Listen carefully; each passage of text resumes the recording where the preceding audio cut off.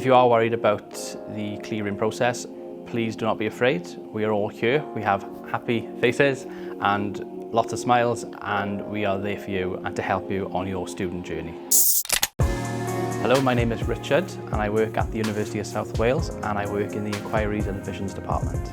Hi, my name's Rhian and I'm an Inquiries and Admissions Officer here at the University of South Wales. The phone call itself is quite relaxed, it's quite laid back in nature. Applying to the University of South Wales through clearing is usually a really quick and straightforward process.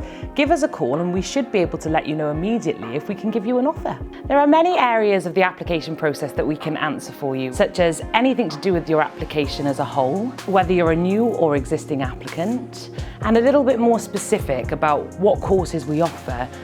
There are a number of ways you can contact us. Give us a call on our clearing hotline, live chat, and our social media platforms like Twitter, Instagram, Facebook.